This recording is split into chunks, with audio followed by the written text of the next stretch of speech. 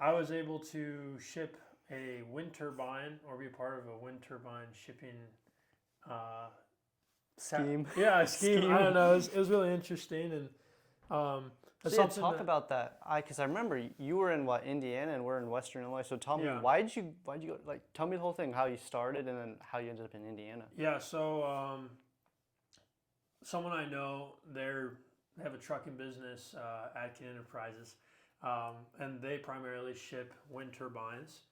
That's their specialty. It is extremely dangerous, I must say. It's a high risk job being on the road, dealing with people who are idiot drivers. You're also working with, for example, the base weighs between 100 and 600 tons. Pretty fucking heavy. Excuse my language on that one, but it's insane.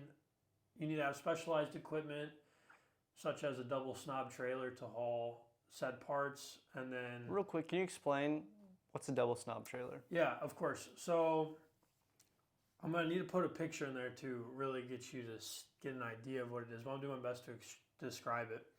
So if you can get an idea of a semi with a trailer, you have the semi truck or an 18 wheeler, as they call, which means that the front, the cab, has 18 wheels.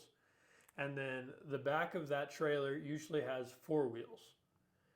But for this specific trailer, it has your 18 wheeler, an additional 8 wheels, another 8 wheels on a turning axle with a secondary turning axle.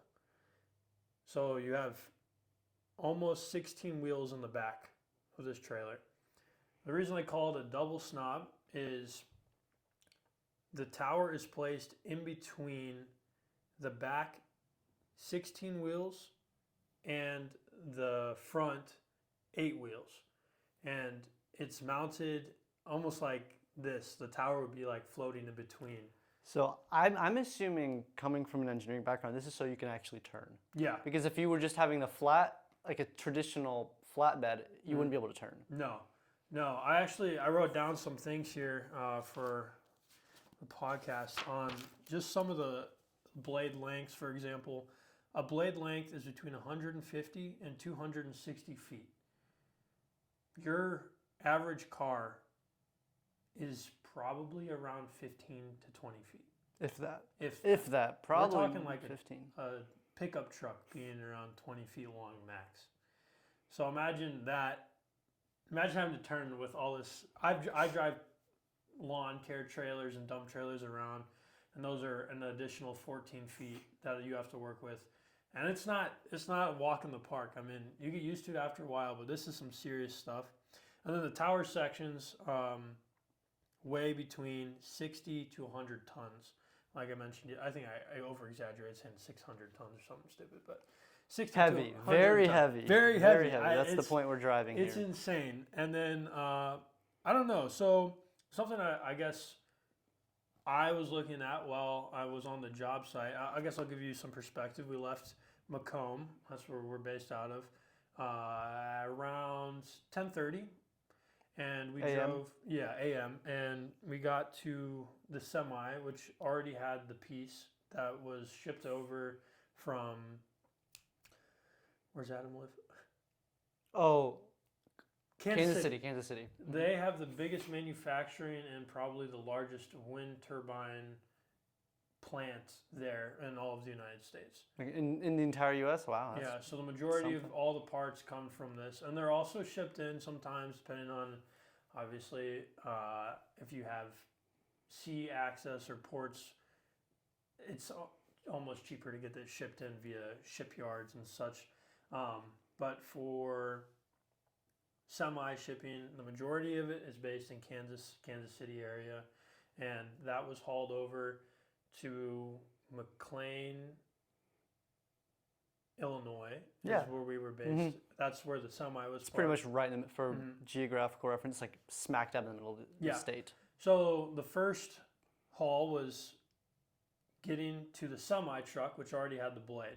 In order for the semi driver to drive, they need a pull car, a steerman, and for some states they require 3 pilot drivers or escort vehicles. like one behind, Yeah. something like so that. the One pole front, two car behind. goes first, and they have a pole that spans 20 to 30 feet high, and that's so they drive about a mile and a half ahead of the convoy, and that pole will hit a bridge or a wire, and they're able to radio back saying you can't come this way. There's something wrong with the height. The trailer will scrape, and you can have some really, really big, expensive, and deadly mistakes.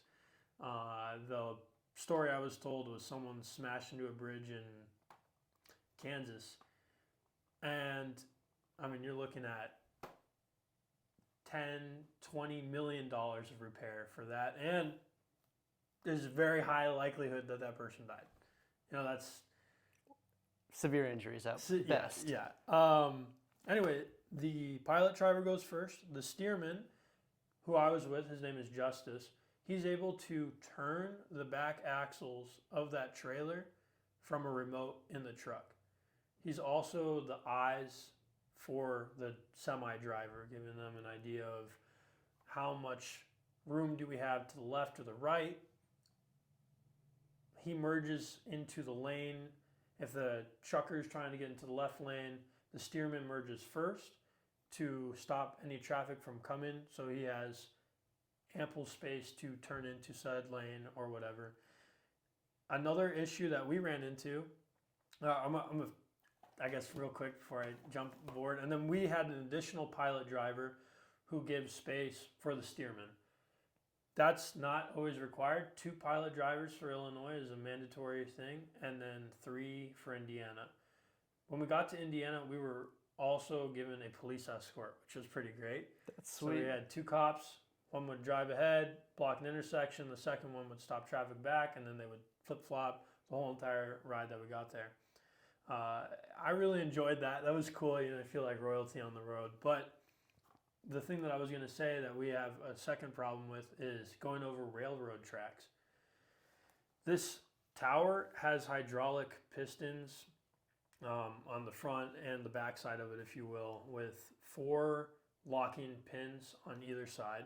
So we're able to raise the trailer and lower the trailer accordingly due to bridges.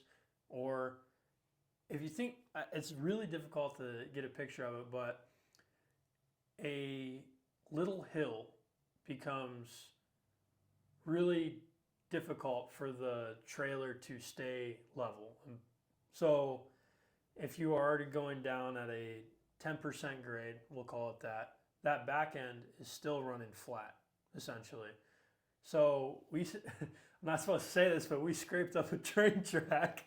There's a skid plate underneath that tower too, which is meant to skid. But that ended up causing a beautiful gash on the road, which nice. We pretended that we didn't see or do anything. It's all good. Yeah, shit happens. It's Indiana, you can do that. Yeah, exactly. That being said, we got to the job site, and then Gas City is the final destination where we were in Indiana, where the project was being assembled. We arrived second, and then we went to the hotel, slept, got up early the next day, 5 in the morning, had breakfast around 6, made it over to the job site, sat in the truck from 6 to 12, and didn't do anything because we're waiting for the assembly crew, which is crane operators. There are 2 crane operators. There is project managers that need to go over there, as well as all the things that come and fall in between. A grader, forklift, skid steer, all the things that come along with that job site. Those people obviously are the first ones there, and they need to get things prepped for the trucks and semis to come in. And we are restricted to work in bad weather. So heavy rain, snow, ice, those things, you can't mess around with 100 tons. It's just not going to end well. So we were fortunate enough that it had rained the night before, but nothing severe the following day. No, and they're able to work in sprinkling rain. Just it's like going into the pool with lightning. You just can't do it. You're around a metal container. It can go pretty bad. So we ended up getting offloaded, which involves 2 cranes because of the water. They have 2 cranes that hold onto the base of the tower, and they're able to lift it up, and then they move it to the pad. However, if it wasn't bad weather and the ground was not soggy and having moisture I can't remember what regardless, you're able to offload it with the trailer. They can do it themselves. So basically both of those, the pistons come down, or the pistons unlock the keys, and they're able to lower it manually, and then the truck comes back, reconnects the double snob trailer together, and it becomes one trailer. Anyway, I wanted to just talk a little bit about... yeah, that's a good segue into the conversation topic you today. got any questions for me? Renewable energy, and I guess alternative energy, perhaps. Mm-hmm. Well, what are the major ones? We have wind, solar, hydro, geothermal, nuclear, so to speak. Well, I guess we're kind of getting, I don't know, hydro, I guess, I don't know, is that the same as wave energy? Because I know that we're having things with, they're using waves, and they have like these... It's mostly hydro, wind and water, Yeah. Really what makes waves happen is really just wind and tides. The moon! You're right, the moon indeed. So, because what I've recently been looking at is Tesla's solar panel shingles, because right now, at least, we're in a small community. I think just in the past year, I don't know how many solar fields have gone up. Any green space, it just feels like there's an array of slanted solar panels. And again, here's another thing. If you're wondering why the directions, like solar panels are angled at a specific direction. In the northern hemisphere, they're going to be angled toward the south. Why? Because that's where the sun is. So we're trying to maximize how much solar input we get to create the most electricity. And I think that's a neat way of using nature to optimize your energy. Well, it's an endless power supply. Absolutely. I think it's what, 5 billion years the sun is set to be? Couple billion. I think for sure. Well, really, quick tangent. What's going to happen is the sun is going to expand into a red giant, and it's going to effectively engulf Mercury, Venus, and Earth at minimum. United States. But thankfully, we won't be around for that. I might be around. I don't know. You might. I'll let you know how it goes. Talk to Brian Johnson about it. Are you aware of how the panels collect the energy and convert it from DC to AC power? No, this is one of those things where, and I think a lot of people are in this situation where they know of solar panels. They know, oh yeah, I kind of understand how we convert photons, light, into electrons, electricity. I kind of understand that, but from a high-level overview, not really. So I did a little research beforehand because I was curious about that. So the panels are photovoltaic PV panels. Photovoltaic. I think I had a little typo because in there. a sense, we call them solar panels, but they're really solar cells. Yeah. They're individual PV cells. The way that I like to think about it is that sun shoots in there and heats it up, and those electrons get really excited. They get really warm, and they start moving around really fast, which is the DC, which is direct current, right? Direct current. And they can't escape from that panel, and they just go back and forth really fast, and then that gets converted into AC power, alternative current. And alternating. So to give you an idea, well, what's the difference? So for people watching, this is what DC current looks like. Just a straight line on an oscilloscope. For the listeners, just a straight line. So AC, on the other hand, is going to be sinusoidal, kind of like a wave. Think about that sine function.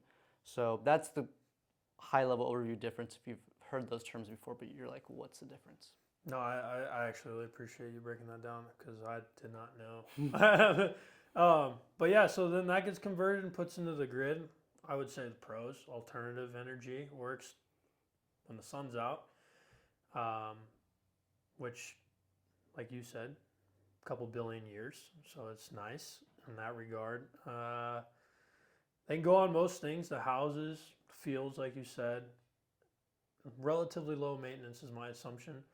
I got a bid actually for a solar company who wanted lawn care to be done around the panels. Now, what I've seen is instead of lawn mowing, people just buy a whole bunch of goats and set up a perimeter around these fields. You don't do any of the work. The goats eat. And then you basically have a farm at that point. Yeah. The only thing you got to worry about is them eating a wire or something, because they'll destroy those things. Yeah, and I guess just trying to think of some cons. Doesn't work at night. One con I thought about, and I'm not an expert here, I'm not going to claim to be one, but I'm wondering how air pollution is going to affect the quality of the incident photons. Smog. So smog, fog. Yeah. Especially in a larger city, there's something called the urban heat island effect, where cities are just so much warmer. Again, if you've been to a big city, think your Tokyos, your San Frans, very hazy smog. So imagine you have a solar panel or a series of solar cells on maybe on your apartment or condo balcony. I'm curious to know if there's a decrease in effectivity because of photons having a harder time of breaching that thick, polluted air. So that's something I'm curious to know. I'm sure. It's definitely a con, I think. I would say they're definitely a lot, I'll segue here a little bit, they're a lot less expensive than the tower. I ran some quick numbers, a little ChatGPT, also just kind of what I kind of put together. So it costs around $1.2 to $2 million per tower. Okay. We're looking at the steel sections being between $400,000 and $900,000. Foundation work, which is concrete, $250,000 to $500,000. Transportation, which is what I did, between $100,000 and $300,000. You're getting around 10 to 12 trucks for one whole tower. Crane operators, site planning, $200,000 to $500,000, and then permits, $100,000 to $300,000 because we're OSHA approved, of course. Another thing that I was really interested on is you hear, oh, this is green energy, and it is green energy, but it's not green energy to produce it. So that's a great point, because another thing you were talking about cons, I'm thinking, playing a little bit of devil's advocate, well, let's say you have a huge solar field. That's taking away a lot of green space. Yeah, a lot of green space, a lot of even a tower, quality land. I will say, wind turbines do not actually kill as many birds as you think. That's bogus. That is a myth. But still, for sure. the entire area is almost compromised in a sense. Yeah. I think, here's what I wrote down for that. For the steel sections, it's a 1.8 tons of CO2 per 1 ton of steel. So I did a quick little 150 tons of steel times 1.8 would be 270 tons of carbon monoxide, carbon dioxide. Carbon dioxide, carbon CO2 emission. Yeah, that's crazy. put off. And then I did for concrete, because got that too. It's 0.12 by 1,200 tons, 144 tons again for that. The blade. So the blades are made out of a variety of things, honestly. Are they composite? Yeah, they're composite. Okay. They can also be made out of, well, actually, it probably is composite. I've seen a carbon fiber blade. I don't think that it was legit. I'm not sure. I was about to say, I played around with carbon fiber. I've seen a company who made a blade out of carbon fiber. Very expensive. Stanley knows a lot about carbon fiber. You want to go composites are excellent because of their high strength, and especially for aerodynamic and hydrodynamic applications, excellent strength to weight ratios. Very strong, very light. Problem is they're very brittle, and essentially if they get damaged, you just have to replace it. It's hard. You can do traditional patch repairs on, say, a carbon fiber wing if you're dealing with aircraft, but it's just better to outright replace. As opposed to, say, aluminum or steel, you can absolutely do repairs. So, oh, and I forgot to mention, expensive, very Yeah. expensive. So I believe that the majority of these blades are made out of fiberglass. Okay, that was going to be my second guess. Still, they're in the situation where if they get hit or broken bad enough, the whole thing needs to go. I mean, you can't put a Band-Aid on it. And these are also moving at pretty quick speeds depending on the wind. Mm-hmm. Just to hop back to the emissions, to get it shipped there, you're looking at 10 to 30 tons of emissions for the shipping cost alone. Installation 10 to 20 tons, and then you're looking for a total tower assembly from the shipping, manufacturing, between 450 and 600 tons. Carbon. Wow, that's a lot of CO2. That is a lot. Now that obviously gets off-put, but I mean that's going to be an investment. It's going to be after X amount of years. I'm not sure how long that would probably take. They have I think the proper term is 1 MW, 1 million watts. There's a 3 million megawatts. There's a 3 megawatt tower, and then you can get up to 5, but those are offshore towers only, because there's no obstacles. And, yes, and you're dealing with crazy wind. Mm-hmm. But yeah, I mean, I thought it was a really interesting thing. I was really happy to get that experience and to take a look at all that. It was definitely something I'm never going to forget. I have lots of videos and documentation on that. I don't think that it's for me. The whole trucking thing is kind of boring. I'm someone who really likes to be on my feet doing something. I was doing pull-ups inside of the base of the turbine, though. That's a story. That's pretty cool. Yeah, I have pictures of inside there. It's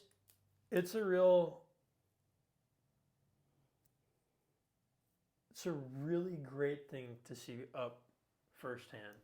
You don't get an idea of how big everything is, and I think that's you're absolutely right, because it's so easy when you're driving by. I mean, I drive on the interstate when I would go to school, I'd see wind turbines everywhere, and they almost seem like toys. You know what I mean? Like when you're just in a little car, you're driving by, you're going 70, 80 miles an hour, doesn't seem as big, but when you get up close, you're like, oh, that's kind of big. Yeah. It's a lot different than... And just for anyone who does see this video and makes it to the end, please, if you see an oversized load, regardless of what it is, wind turbine, equipment, please don't drive like a jackass. I mean, these people they have families, they have lives, they're just doing their job, and it's really dangerous when you're dealing with all this additional weight. Brakes can go out, tires can pop, all sorts of stuff that you don't have to worry about because you're not carrying around 60 to 100 ton piece of a wind turbine or heavy equipment. So just give them the space that they need, and yeah, I don't know, that's something that I just wanted to get out there. I think it's important. I agree, and I second that. More awareness to the shipping community. You know, it's not a job for everyone, but someone has to do it, and you know what? Shout out to those who are doing it. Seriously, it's absolutely. Before we wrap up, though, I would like to touch on the other types of renewable and alternative energy sources. I think geothermal is the one that's really interesting. Problem is, it's hard to access. It's got to be for me, whenever I get whenever I build a house, geothermal and a well is the main thing I'm looking at. I looked up a few things about geothermal. If you don't mind, I'm going to say real quick. So actually, go for it and explain how it works, because I'm actually not super inclined, no, but I'm sure my understanding is so. You're spot on. Hot springs, for example. Think about, there's actually a national park in Arkansas, Hot Springs National Park. Iceland. Any island. Iceland's doing it right. Yeah, Iceland's doing it right. And there's so an island at one point was probably a volcano, more or less. Yeah. Think about Hawaii. All of those have volcanic activity. For the same reason, they are candidates for geothermal energy because what is a volcano really? A volcano is really an opening in the Earth's surface that allows really hot magma to seep out and become lava. So the difference between magma and lava is that magma is inside the Earth, lava is outside. So there's two types of lava. I'm not going to go further because that's not the point of this, but it's called It's good to know. A'a, and Pahoehoe. If you go to Hawaii, Shout out Stanley with it. if you go to Hawaii, you'll know exactly what I'm talking about. But this is why Iceland is great at this, because they've learned to capitalize on their pre-existing geography and geology to create and harness another source of energy. And it powers the whole entire, pretty much the whole Yeah. country. The beautiful thing about geothermal, the thing that we do around here that I've seen is we're able to drill and lay, I think it's the definition is a well or a pipe, down to that core. And then that heat is mixed with water, and that can turn a turbine and give you hot or cold. In the summertime, the temperature of the earth stays at a constant, which is cooler than the outside. Vice versa, wintertime, it's still warmer down below versus outside, and you're able to convert that energy. The other pro I'd like to say is that it runs 24/7. Yeah. Once it's done, it's done. And I think it probably leaves the smallest footprint out of all the things. For sure. I'd assume. I mean, I think it's probably, if I had to guess, in terms of education, geothermal is probably the one source where people really don't have much knowledge about, and this explains why it's not really big in the United States. If you go to a Scandinavian, Nordic country, or even Iceland, of course, is our example here. It's everywhere. Yeah. Well, Powers our entire country. I'd like to see a switch. I wrote down our fuel, or the energy that we have here in the United States. 60% is fossil fuel, 30% is non-renewables, and that last 10% is nuclear power, which I'd love to see more innovation in. It's very controversial. Chernobyl. What's the one in Japan? Yeah, there was a. I'm losing the freaking name. I'm losing it too, but it was a. Shout out the tsunami. Yeah, the tsunami caused effectively. I mean, think Meltdown. about historically, we have 3 Mile Island, and I believe it was Pennsylvania. So even the U.S. has its own controversy with nuclear energy. Sure. I think I'm no engineer, obviously. I don't know anything about the whole shenanigans, but building it inside its grave, I think, would be a great thing. But yeah, I don't know. That will probably be enough for today and wrapping it up.